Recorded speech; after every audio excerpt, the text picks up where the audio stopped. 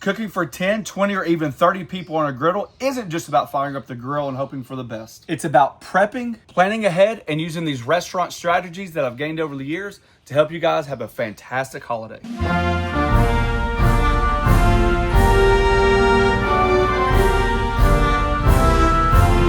To get right to the madness, this has hit home for several years and I'm just now doing it, and I apologize. We have been reached out several times from the community, the griddle community. This is the question or the statement. I want to prepare a lot of burgers for my group, friends, family, you name it. How do I make them fresh or great burgers so they can all eat at once? Over the last few years of griddle cooking, I think we got some few ideas for you. We're introducing to the audience for the very first time the Flat Top Festivities page. You can find this on theflattopking.com. Simply enough, it's what me and my wife went back and forth with. A quick guide to help you guys remember, add your own, do whatever it takes. Now, if you guys choose not to do this and you guys have more knowledge than what's on here, I would love for you guys to comment down below, because as we grow, as the community grows, it only helps us better. Remember, they're trying to feed people. They might not have the skills or the know-how that you might. I'm definitely not the best. So if there's anything on here that you guys can look at, you guys can add, let's leave a comment below so the people that need to know how to do this or want to make their holidays better or group outings better, they can get the information from everybody, not just me. This is the idea. Memorial Day is right around the corner, and I could not stop this video without saying what Memorial Day is all about. It's for the ones that have given the ultimate sacrifice. Try not to be emotional. A little bit different than Veterans Day. Hang my American flag proudly every single video. So just cheers to them, the families. It's a really important day. So on this day that you guys celebrate, just please remember the people that have fallen.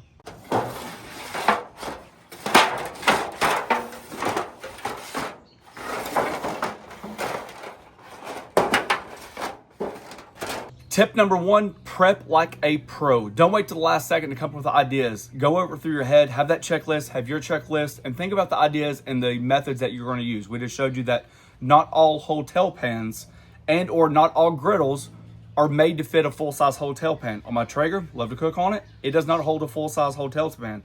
You might have to break that down into a half hotel pan. We're using the Blackstone today, it'll hold it. So depending on what griddle you have, check that out before you get so far ahead. You hear me talk all the time about the mise en place. That's basically just to gather, right? You're gathering all your ingredients, you're prepping all your ingredients, and this is no different. Your vegetables, everything I'm doing today is really just a roundabout way. There's no right or wrong way. It's just ideas that we can help the griddle community. Piggybacking on having all your vegetables prepped like this, don't forget you can do this a day ahead. It doesn't matter what platter, how you decide to do it, but go ahead and put it in the platter that you're going to use that day. You can plastic wrap this, put in the refrigerator along your vegetables, along your cheeses, diced onion, you name it, because once the event happens, you want to make sure that you're clicking on all cylinders, and this is something that definitely can be done a day ahead. Tip number two, and it's actually extremely important, your ground beef prep. Burgers are extremely popular this time of year, especially when your friends and family gather over. So let's go over some tips that we think that can help you guys. The equipment that we're going to be using, parchment paper rounds, use them all the time. This is the first box I ever bought.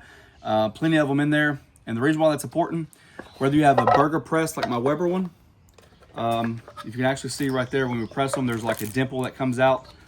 You can have a thick or thin. You use those parchment papers for each one, and then you can stack them together, something like this. Okay. 2, egg molds. You've already got them. If you use griddle cooking, it doesn't matter if they're steel or silicone. This is kind of a really good gauge to get equal burgers. Put the same amount of burger in each one, and you can go through them really quickly, pat them out, and just use this as kind of like a mold for your burgers. Ooh. And lastly, your smash burgers. It depends on what burger you're doing, okay? So let me just reference this. If you're doing smash burgers, go ahead and scale them out or weigh them out, portion them out. You can make a completely level area, put parchment paper over top of it or plastic wrap, and add another round to it. So that way all your ground beef is prepped before the day of the event. It's very important because this will happen fast. Burger size and choice. Doesn't really matter what you're doing. If you notice here, I've got a smaller one. Why? When my family gets over, we have a lot of kids involved. Typically, they don't want a big burger or something like that. It's one of those things, I know it sounds crazy. Go ahead and cook. We always like to feed the kids first. They always get fed first. And so if you're on the griddle, you're working around, it kind of gets you in that rhythm, right? Instead of going from like 0 to 100 really quick, go ahead and get the kids' stuff out of the way. You can learn the griddle temps. You can learn your spots. You can learn that maybe everything's ready. You might forget something, and doing that burger might trigger something in your head like, oh yeah, let's do this. And that just gets you ready for like the bigger event. Tip number 3, creating cooking zones. Let's just get to the nuts and bolts about this, right? If you have a 2-burner griddle and you're expecting to feed 40 people and you want them to eat all at once with a burger, it's just not gonna happen, right? You have to figure out ways to do this. Obviously, the more real estate you have on the griddle, the more success you're gonna have. So let's break it down to the bare bones. I've got a 3-burner from Blackstone. My Traeger's a 3-burner, and I feel pretty confident we can serve 25 to 35, 40 people pretty efficiently, pretty fast. If you have a 2-burner, even on my 3-burners, here's a tip for you. Chafing dishes. They're readily available at your grocery stores. You guys know what they're all about. The reason why I mentioned that, because we're going to teach you a method today that I've learned in my Navy days.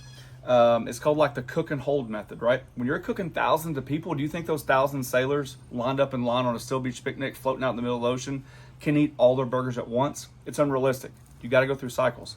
What we learned is add a little flavoring. Let's get some burgers done on one griddle, and then the other griddle, we would rotate that pan over and they're cooking them fresh to order, right? If you have enough real estate, right, you can toggle your burners on and off. We talk about bleed over all the time. There might be a situation where you need to turn the left burner off completely, okay?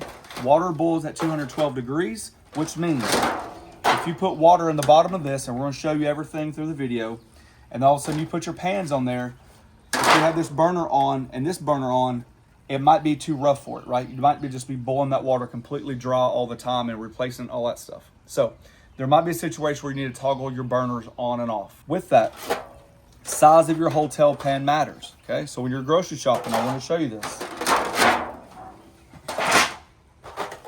When you go to the store and you buy these, they won't fit like that, okay? It's all important detail to know, so when you're doing your mise en place, and mise en place even means buying the equipment needed to prepare, you got to make sure you're doing the right stuff. If you happen to buy these metal lids, right? You can use aluminum foil or something like that.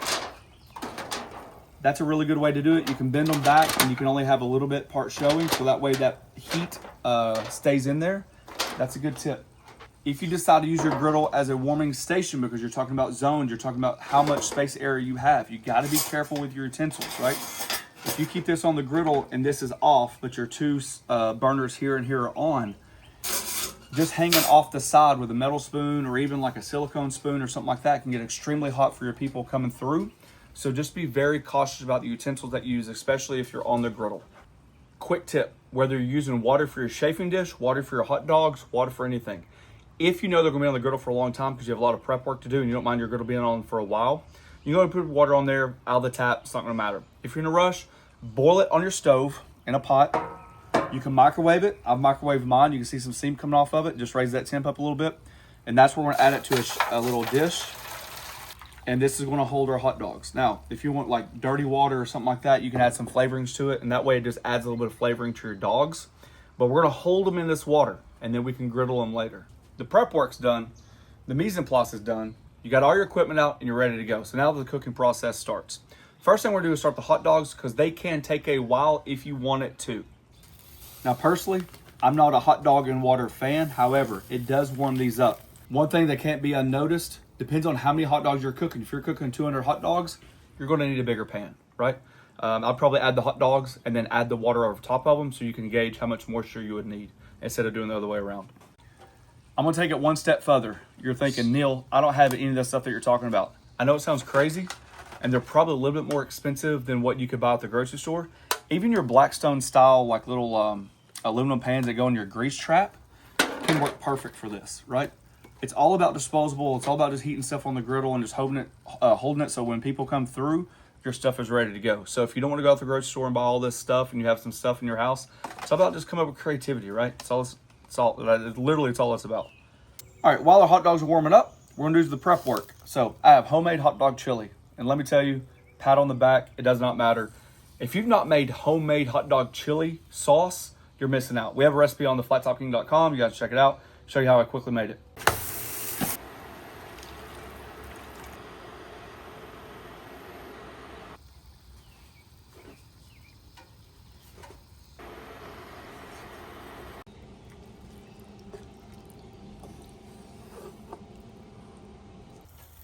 Right now my griddle's on low. There's no reason to go up on high or anything like that. Plenty of residual heat. A little bit of oil, peppers and onions. This would be for your sausages.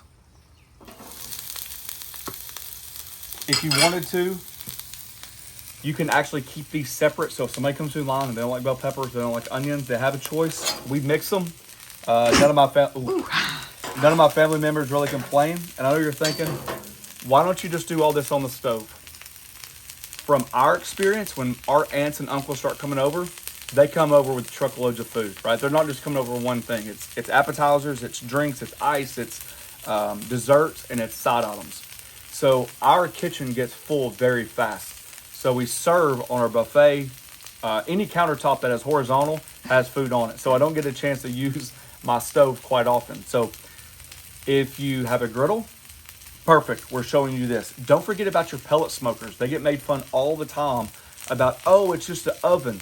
Yeah, it is. So use that to your advantage, right? Turn it on low and you can hold your burgers, you can hold your dogs, you can hold your peppers, whatever cooking device you have to feed as many amount of people as you have, you need to use that to your advantage on that day.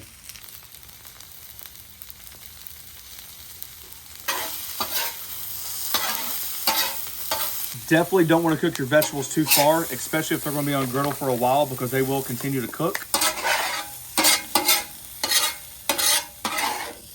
If you're using these thin liners, just be careful because they do get hot. When it comes to hot dog, here's another tip. You have a sheet tray, you have a cooling rack, put water in the bottom, put your hot dogs here.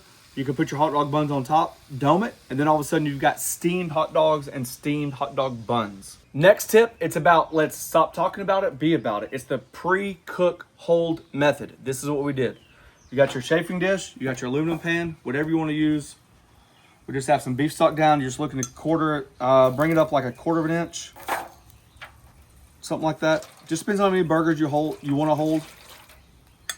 Now this can be bouillon in cubes. It could be beef stock out of the jar or out of the box. It could be homemade beef stock. It doesn't matter. You're all about flavor, right? A little W sauce to mine. You can add onions, whatever concoction you want to come up with. You can also do this in like the 8 size pan if you don't have a lot of people coming over. You can do it in the full size pan as well if you've got a ton of people coming over. So the size of the pan is not going to matter. It's a method. While that beef stock is heating up, let's talk about the burgers. You guys are going to have to determine what you guys want to use. There's no shame in the game. I don't care if it's fresh or frozen. We're going to do both because when you're serving a crowd, whatever's easier for you, whatever path you want to go down, we're going to try to help you. Very common, very popular, ballpark, flame grilled beef patties. I saw these at the grocery store as well. Now they're coming out with smashed frozen burgers. No idea what it's about, but we're going to try them out. And then of course we went over a ground beef fresh already. So this pre-cook and hold method is going to work for whatever burger you choose. First up, frozen burgers. Now you gotta be careful. You can't overload your griddle with frozen items because your griddle will buckle.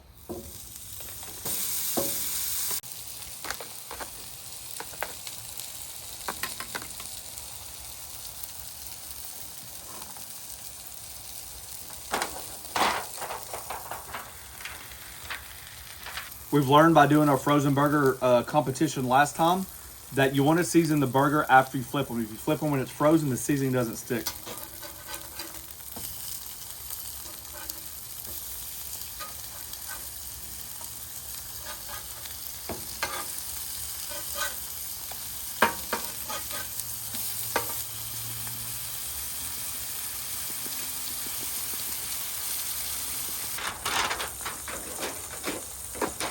Doesn't take long. Remember, these are frozen. They're going to be in this bath for a while. So, no reason to cook them to death. You can see we're almost starting to boil, so that's probably a little too hot. So we can just start adjusting that off the heat. I'm going to actually cut this burner completely off to show you guys what happens. And now you can see these burgers are sitting in a nice beef broth bath, staying warm. You can cook more burgers, whatever you want to do.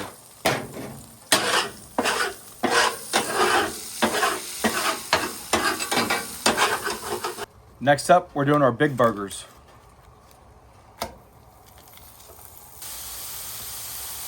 So you got to think outside the box, right? What do you want to happen with these burgers? Most of our families want to eat our burgers medium rare to like a medium, right? So If you cook these to 135 degrees and hold them, you're gonna overshoot your temperatures. We're gonna cook these about 110 to 120 degrees and then hold them in our pan and then add cheese if people need them once we put them back on the griddle. If you want them well done, right? I think you still should cook them to about a medium temp, which is about 135 degrees. We always talk about how important it is to have a probe thermometer.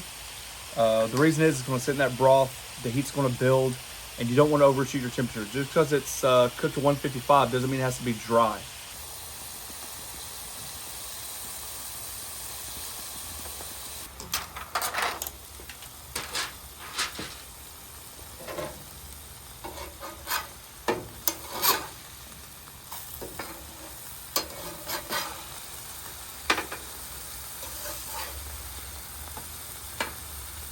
See how much calmer that water is? Barely a simmer. The burgers are still moist. This griddle burner is completely off. So you're just gonna need to adjust your burners to see what fits. Let's talk about some things to mention. Tons of people out there right now have multiple griddles, right? Especially like a 2-burner and like a big burner, 4-burner, something like that. You can actually use your 2-burner right now as a hotel pan holder, right? You can turn it on, you can turn one burner on. Perfect for that, right? We're only talking about one day for a few hours. I know it's a lot of work, but it does get the job done. Number 2, let me show you this. I got this from Drip Ease. It's a barbecue blanket. I'm gonna use it on my other channel, Pellets and Pits. However, these are perfect examples of using things more than once or multi-purpose use items. Once your burgers are done, you can slide that whole hotel pan in there and then zip it up and you should be good to go. Buns, I'm gonna show you a quick little tip on buns later. You can put your bun packs in there to keep them warm. Anything that you can use to relieve the pressure of the griddle or your smoker or something like that on a day like today is perfect. All right, our burger should be temping, I don't know, somewhere about 120 degrees. Looky there. Looky there, 120 degrees. So I'm gonna pull these off right in that bath. Plus the seasonings you add to your burger is gonna help flavor that broth as well. Cleaning as you go is extremely important. 2 other tips, your grease trap, right? You're doing a lot of burgers, that's a lot of grease. Typically it's way more than you're accustomed to. Make sure you're cautious, cognizant, whatever that word is, aware of how much grease is in your grease trap. And 2, propane. Either make sure your propane is filled for the day of the event before, or go ahead and have yourself another propane tank just in case, because the last thing you want to do is have everybody over and run out of propane. All right, I've got 4 thinly frozen smash burgers. This is the idea. I'm gonna do 2 of them on the griddle because typically somebody would get like 2 patties, right? We're gonna hold them in here and put cheese on them later, just like we did the rest of them. So learning just like you guys are. So if you see these, you can make your decision. Griddle's up, pretty good temp. We got some white smoke rolling.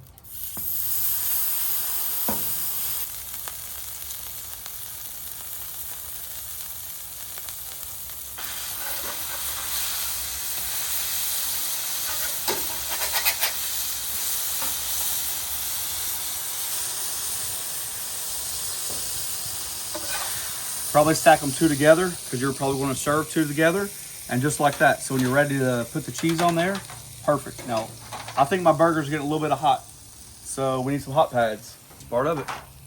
You got to be careful because you got like liquid in there. Take the lid off so you can see the liquid. You know, you don't want this stuff to be splashing and not know it. Right there on the trivet.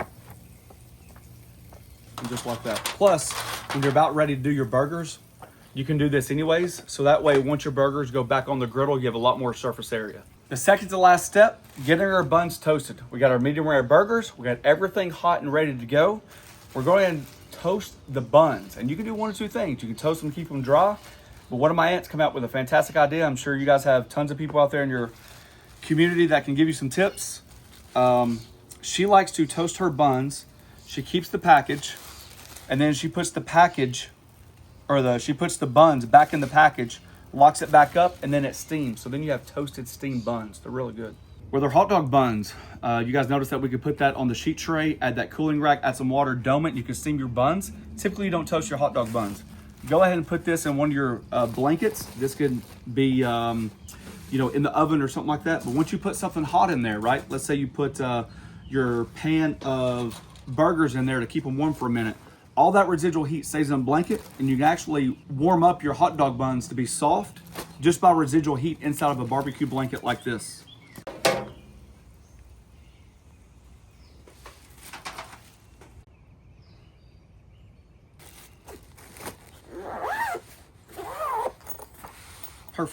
Absolutely perfect. Can't do this video without mentioning griddle temps, right? Every single griddle out there is gonna have a different flow to it. Cool zones, hot zones, cold spots, hot spots. Some are gonna perform a little bit better than others. You can only cook with what you're working with, right? I always preach don't cook on high, but if you're going through a lot of burgers, sometimes you need to crank that temp up just to be able to recover, okay? When you put a lot of burgers down, especially cold, the temp's going to drop. Don't be scared to adjust your temps. Just don't rely on the high temp, right? Be cautious about what you're doing. You don't want to like completely burn them. So sometimes you'll crank that temp up, turn on high to be able to recover the heat faster. Once the heat recovers, you can turn that temp back down. Last but not least, this is all downhill. Smash burgers are a completely different animal. I would never suggest making smash burgers and holding them like what we did here. There's a lot of fat left over in these burgers. We all know that smash burgers, you have a limited time on that because when you smash them. At this step, if you've decided to make smash burgers for 30 people, the most important thing I can tell you is have everything off the griddle ready to go. You got your buns toasted, check. You got all your vegetables, right? Somebody might want onions, lettuce, and tomato on a smash burger. You're going to leave that option open to them. What about your sliced onions for like an Oklahoma style? Are you going to do that? You can still have a little beef broth for a little flavor if you want to. All your griddle is cleaned off. You got everything. You got your spoons in your serving dishes because your friends and family bring something over and everything's ready to go. Hot dogs are griddled. Hot dogs are steamed, whatever it is. Smash burgers are literally the absolute last. So if you're trying to serve everybody at once, you could only make as many smash burgers as you can physically handle yourself. Most griddles out there can handle more smash burgers than what the average audience can actually cook because they take so quick to cook. Personally, me, 6 to 8 and I'm done. Like that's all I'm handling myself because they cook so fast, okay? When it comes to the big burgers, you can mix them up if yourself. My wife made the comment, wouldn't you choose as a party host just to do one or the other? Well, maybe that's something you ask your guest. Hey, I'm looking to do smash burgers or thick burgers. Which one do you guys want to do? Or maybe you're saying, hey, we're going to do a hodgepodge. It's up to you.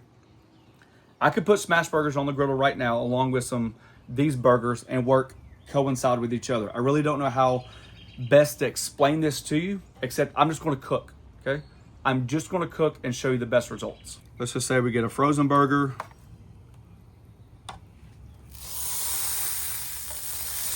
Get one of those medium rare burgers. 2 smash burgers. Not throwing away those parchment papers.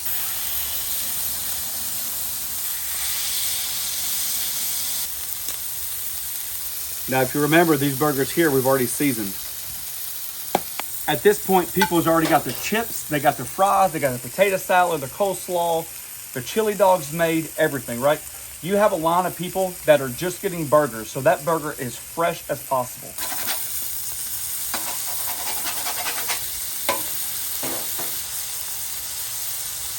Just a little bit of that broth, that's gonna help melt the cheese. Heck, you can put them on your smash burgers if you want to. See that crust you're getting? And of course, this is only if you want cheese. If your people don't want cheese, you don't have to add them. You're serving and going. They've already got their toasted buns. They've already got their mayonnaise, their mustard, the ketchup. Next in line, right? So you're cleaning as you go. You're allowing that griddle to heat back up. Using those flavors to your advantage. Frozen burger does not take long. It's already been killed once. That's on another plate. Now all of a sudden you're talking to people in line and you're saying, hey, can I get you, like, which one do you want? And they're saying, hey, let me have a smash burger. Put 2 raw patties down. Hey, let me have one of those big thick burgers. That sauce in there. Right on the griddle. Don't be scared to take that little moisture. Right? Plenty of space. This is only a 3 burner. I can do this all day. Everything's ready. Your friend, family, whatever, has everything ready, and now you're serving burgers, and your day's done. You got somebody coming in line, they're like, hey, I want a boiled dog. Don't put the boiled dog down. You got somebody coming in line, hey, give me one of them grilled dogs. Perfect. Look how much space you're not even taking up, right? Just don't forget to season them. You'll be amazed how good a seasoned hot dog tastes. The oil. And all these can be on your griddle just like this, ready to go, right? Tons of options to do. This burger's ready. This person didn't want any cheese. Burgers, dogs for a crowd. I hope that answers some of the questions. Like I said, I'm not perfect. By no means, I'm not perfect. I just hope this gives your creative juices flowing. If you have better ideas than what I have, make sure you guys leave them down below in the comments. Because after all, we're here to make everybody else's life better.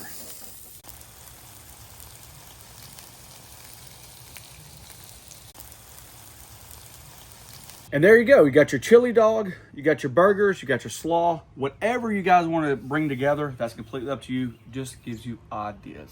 As always, we have a join button down below in the membership program. We thank each and every one of you for taking time for doing so. Find us on Facebook, find us on Instagram. Last but not least, thanks for watching. Don't forget to press that subscribe button, pound the notification button, share it with your friends. Peace.